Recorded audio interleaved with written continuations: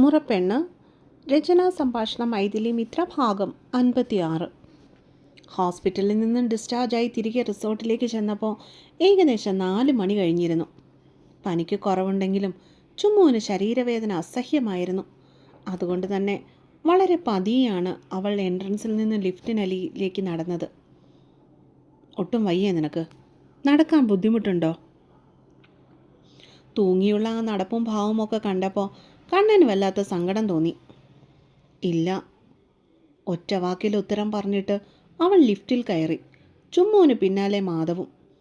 പൊടുന്നനെയാണ് 5-6 ചെക്കന്മാർ ഓടി വന്ന് ലിഫ്റ്റിനകത്തേക്ക് കയറിയത്. അത് പ്രതീക്ഷിച്ചതല്ലായിരുന്നതുകൊണ്ട് അവരകത്തേക്ക് വന്നതും ചുമ്മു ഒരു മൂലയിലേക്ക് ഒതുങ്ങി നിന്നു. ഡോറടഞ്ഞു. ലിഫ്റ്റ് മുകളിലേക്ക് പോകുവാനായി തുടങ്ങിയതും ചെക്കന്മാർ അറിയാതെ ചുമ്മുവിനെ ഒന്ന് തട്ടിപ്പോയി. വയ്യാത്തത് കൊണ്ട് അവൾ ഒന്നും കൂടി ലിഫ്റ്റിൻ്റെ ഭിത്തിയിലേക്ക് ചാരി. പക്ഷേ അരികിലായി നിന്ന കണ്ണൻ പെട്ടെന്ന് അവളുടെ മുന്നിലേക്ക് ചെന്ന് നിന്നു, അവളെ പൊതിഞ്ഞു വെക്കുന്നത് പോലെ. എന്നിട്ട് ഒന്നും അറിയാത്തതുപോലെ ഫോണിൽ എന്തോ കുത്തിക്കൊണ്ട് നിലയുറപ്പിച്ചു. ചുമ്മു അത് ശ്രദ്ധിച്ചുവെങ്കിലും അവൾ അത് ഉള്ളിൽ തന്നെ വെച്ചു. പണ്ടും കണ്ണേട്ടൻ ഇങ്ങനെ തന്നെയായിരുന്നു. വഴക്കു പറയുകയും ചാടിക്കടിക്കുകയും ഒക്കെ ചെയ്യുമെങ്കിലും തനിക്കൊരാവശ്യം വന്ന ഒരു നിഴല് പോലെ കൂടെ ഉണ്ടാവുമായിരുന്നു. അതും ആരും പറയാതെ തന്നെ. വാ, ഇറങ്ങാം. ലിഫ്റ്റ് ഫസ്റ്റ് ഫ്ലോറിൽ ചെന്ന് നിന്നതും അവളെ ചേർത്ത് പിടിച്ചുകൊണ്ട് തന്നെ അവൻ അതിൽ നിന്നും ഇറങ്ങി. ആ മുറി തുറന്ന് അകത്തേക്ക് ചെന്നതും അവൻ ആ പെണ്ണിനെ കട്ടിലിലേക്ക് പിടിച്ചിരുത്തി. കുളിക്കണോ നിനക്ക്? അവൻ മെല്ലെ ചോദിച്ചു. ക്ഷീണം കൊണ്ടൊന്ന് കിടക്കാനാണ് തോന്നിയെങ്കിലും ആശുപത്രി മാസം അവളെ വല്ലാതെ മുഷിപ്പിച്ചിരുന്നു. ബാന്ധവ് ബാത്റൂമിൻ്റെ അരികിലേക്ക് പോകുന്നതും ഗ്ലീസറിൻ്റെ സ്വിച്ച് ഓൺ ചെയ്യുന്നതുമൊക്കെ ശ്രദ്ധിച്ചുകൊണ്ട് അവൾ ബെഡിൽ തന്നെ ഇരുന്നു. പോയി കുളിച്ചോ, തല നനയ്ക്കണ്ട. പെണ്ണിൻ്റെ ബാഗ് അവളുടെ മുന്നിൽ കൊണ്ടുചെന്ന് വെച്ചു കൊടുത്തിട്ട് ചെക്കൻ നിർദ്ദേശിച്ചു. ഇട്ടുമാറുവാനുള്ള തുണി എടുത്തുകൊണ്ട് അവൾ മെല്ലെ അകത്തേക്ക് കയറി. ഡി, ഡോറടയ്ക്കണ്ട, ചാരിയിട്ടാൽ മതി. അകത്തേക്ക് കയറി വാതിൽ കുറ്റിയിടുവാൻ വേണ്ടി ഉയർത്തിയ ചുമ്മുവിൻ്റെ വലങ്കൈ മാധവിൻ്റെ ആ ഒറ്റ പറച്ചിലിൽ താന്നുപോയി. ചൂടുവെള്ളത്തിൽ ദേഹവും കഴുകി മുറിക്കകത്തേക്ക് ഇറങ്ങിയവൾ കാണുന്നത് അമ്പലദർശനവും കഴിഞ്ഞ് തിരികെ എത്തിയ അനിരുദ്ധിനെയും കാർത്തികയായിരുന്നു. എങ്ങനുണ്ട് ചുമ്മു? ഇപ്പോൾ കുഴപ്പമൊന്നുമില്ലല്ലോ അല്ലേ? അവളെ കണ്ട പാടെ അനിരുദ്ധും കാർത്തു ഓടിച്ചെന്ന് അവളുടെ കൈ കവർന്നു.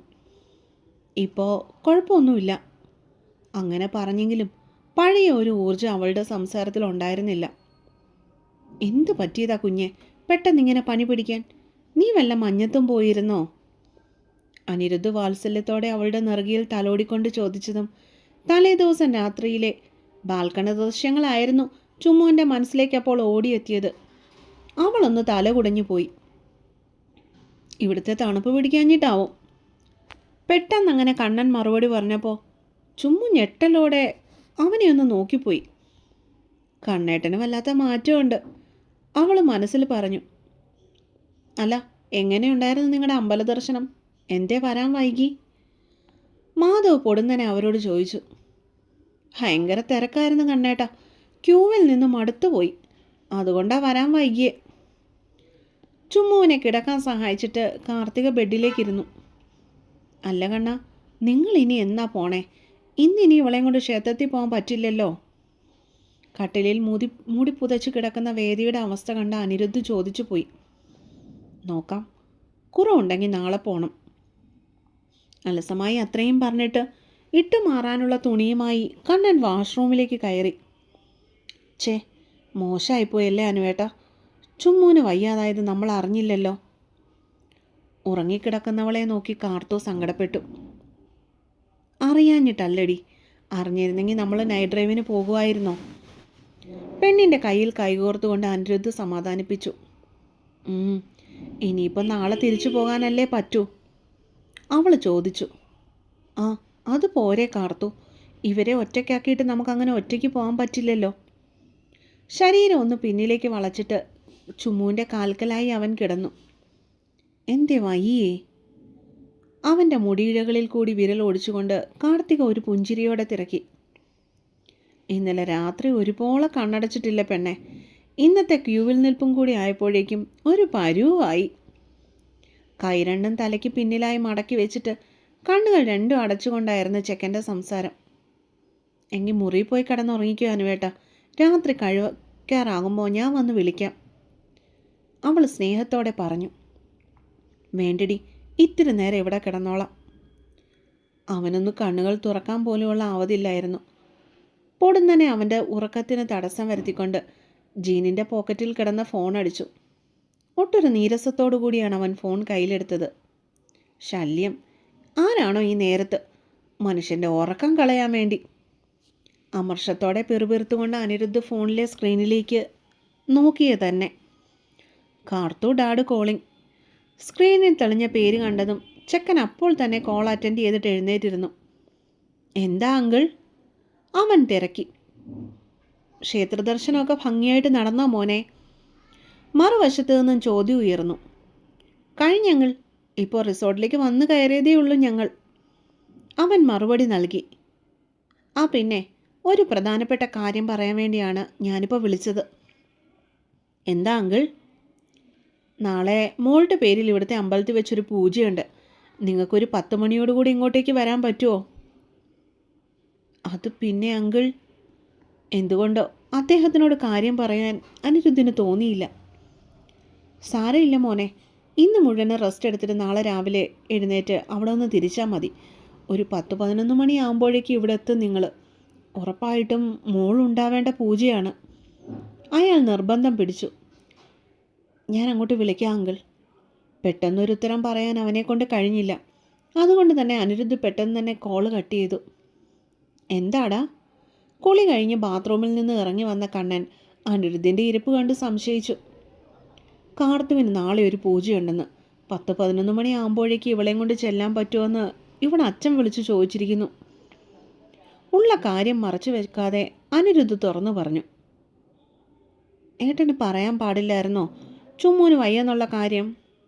കാർത്തിക അവനെ ശാസിച്ചു. എടി, അത് പറഞ്ഞിട്ട് എന്ത് കാര്യം? നിന്റെ പേരിലുള്ള പൂജ നേരത്തെ തന്നെ നാളെ നോക്കി ഫിക്സ് ചെയ്തതല്ലേ. അതൊന്നും മാറ്റിവെക്കാൻ പോകുന്നില്ല, അവൻ നിസ്സഹായതയോടെ പറഞ്ഞു. അതിനിപ്പോൾ പൂജ മാറ്റിവെക്കണമെന്ന് നിന്നോടാരാ പറഞ്ഞേ? നീയും കാർത്തുവും രാവിലെ ഇവിടുന്ന് 4 മണിക്ക് എഴുന്നേറ്റ് പോയാൽ കറക്റ്റ് സമയത്തിന് അവിടെ ചെല്ലാൻ പറ്റും. നനഞ്ഞ തോർത്ത് ഒരു കസേരയിലേക്ക് വിരിച്ചിട്ടിട്ട് കണ്ണൻ അനിരുദ്ധൻ്റെ അരികിലായി ചെന്നിരുന്നു. എടാ, അതെങ്ങനെ ശരിയാവും? ചുമ്മൂന് വയ്യാതിരിക്കുമല്ലേ. നിങ്ങളെ ഒറ്റക്കിട്ടിട്ട് ഞങ്ങൾ എങ്ങനെയാ പോകുന്നേ? എനിക്ക് ചെറിയ രീതിയിൽ ദേഷ്യം വരുന്നുണ്ടായിരുന്നു. അതിനിപ്പോൾ എന്താടാ, അവളുടെ പനി കുറഞ്ഞിട്ടുണ്ട്. നാളെ രാവിലെ അല്ലെങ്കിൽ ഉച്ചയ്ക്ക് പോയി ഞങ്ങൾ തൊഴും. എന്നിട്ട് അവളുടെ അവസ്ഥയൊക്കെ ആകുമെങ്കിൽ മാത്രമേ നാളെ ഞങ്ങൾ ഇവിടെ നിന്ന് തിരിക്കൂ. മാധവ് ഒരു പരിഹാരം പോലെ അവനോട് പറഞ്ഞു. അതല്ല കണ്ണ, എന്നാലും അനിരുദ്ധിന് അവരെ ഒറ്റയ്ക്കാക്കിയിട്ട് പോകാൻ അല്പം പോലും മനസ്സ് വന്നില്ല. ഒരെന്നാലും ഇല്ല. നാളെ വെളുപ്പിനെ രണ്ടും കൂടി ഇവിടുന്ന് കെട്ടിക്കണം. കാർത്തുവിനെ കൊണ്ടുപോയി അവളുടെ വീട്ടിൽ വിട്ടിട്ട് നീ മേലിടത്തൊക്കെ പൊയ്ക്കോ.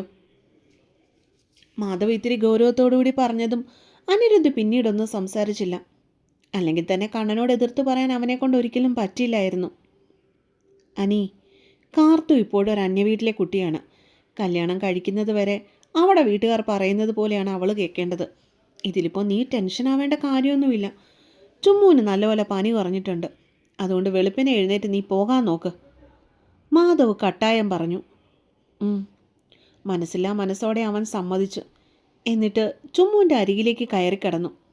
എടാ, അവളുടെ അടുത്ത് കിടന്നിട്ട് വല്ല പനിയും പിടിപ്പിക്കേണ്ട, ഇങ്ങോട്ട് മാറിക്കിടക്ക്. കണ്ണൻ്റെ വഴക്ക് പറച്ചിലിൽ അനി ചുമ്മുവിൽ നിന്ന് ഇത്തിരി അകലം വിട്ട് കിടന്നു. രാത്രി നിർബന്ധിച്ചാണ് ചുമ്മുവിനെ എഴുന്നേൽപ്പിച്ചതും ഭക്ഷണം കഴിപ്പിച്ചതെല്ലാം. കാർത്തികയെ നിർബന്ധിച്ച് അവൻ അപ്പുറത്തെ മുറിയിലേക്ക് ഉറങ്ങുവാനായി പറഞ്ഞു വിട്ടു. പക്ഷേ അനിരുദ്ധ് മാത്രം ചുമ്മുവിൻ്റെ കട്ടൽ തന്നെ ഇത്തിരി അകലം വിട്ട് മാറിക്കിടന്നു. കണ്ണൻ അവൾക്കപ്പുറം അവളെയും നോക്കി കട്ടിലിരുന്നു. രാത്രി ചെറിയ രീതിയിൽ പെണ്ണിനെ പനിച്ചുവെങ്കിലും തലേ ദിവസത്തെ അത്രയും വലിയ പ്രശ്നമായി തോന്നിയില്ല. വെളുപ്പിനെ 4 മണിയോടെ അനിരുദ്ധും കാർത്തികയും മാധവനോട് യാത്ര പറഞ്ഞു പോയി. ചുമ്മു അപ്പോഴും ഉറക്കമായതുകൊണ്ട് തന്നെ അവർ പോയത് പെണ്ണ് അറിഞ്ഞുമില്ല. അവർ പോയതും ഡോറ് കുറ്റിയിട്ടിട്ട് മാധവ് അവൾക്കരികിലേക്ക് കയറി കിടന്നു.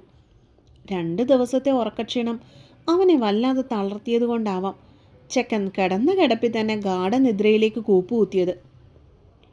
രാവിലെ ആദ്യം കണ്ണു തുറന്നത് ചുമ്മുവായിരുന്നു. തലയ്ക്ക് വല്ലാത്ത ഭാരം തോന്നിയതുകൊണ്ട് അവൾ ഇത്തിരി നേരം കൂടി പരിസരം മറന്ന് അവിടെ തന്നെ കിടന്നു. വീണ്ടും കുറച്ച് നിമിഷങ്ങൾ കഴിഞ്ഞതിന് ശേഷമാണ് ചുറ്റും ഒന്ന് നോക്കിയത് തന്നെ. പക്ഷെ താൻ ഇത്രയും നേരം കിടന്നിടം കണ്ടതും അവൾ ഞെട്ടിപ്പടഞ്ഞ് എഴുന്നേറ്റിരുന്നു പോയി. കണ്ണേട്ടൻ്റെ നെഞ്ചത്തായിരുന്നോ താൻ ഇത്രയും നേരം കിടന്നത്? അവൾ വിശ്വാസം വരാതെ ഒന്നും കൂടി അവനെ നോക്കിപ്പോയി. ആളിപ്പോഴും ഇരു കൈകളും തലയ്ക്ക് കീഴെ പിണച്ചു കെട്ടി വെച്ചതുകൊണ്ടാണ് കിടക്കുന്നത്. അപ്പോൾ താനാണ് കണ്ണേട്ടനെ അങ്ങോട്ട് കയറി ചെന്ന് കെട്ടിപ്പിടിച്ചത്. ഛേ, ഇതെങ്ങാനും കണ്ടിരുന്നേ മനുഷ്യൻ്റെ മൊത്തം വില പോയേനെ. ബെഡിൽ നിന്നും ചാടി എഴുന്നേറ്റ് 2 അടി നിന്നില്ല. ക്ഷീണം കൊണ്ടാവാം അവൾക്ക് തല കറങ്ങുന്നത് പോലെ തോന്നിയത്. കാത്തിരിക്കൂ, സ്ലോ പോയാൽ പോരെ പിള്ളേരെ, ലാഗാവുന്നുണ്ടേ പറയണേ. ഇതിപ്പോൾ ഇങ്ങനെയേ എഴുതാൻ പറ്റുന്നുള്ളൂ. അടുത്ത പാട്ടുമായിട്ട് അപ്പോൾ നാളെ വരാം കേട്ടോ. എല്ലാവർക്കും ബൈ ബൈ.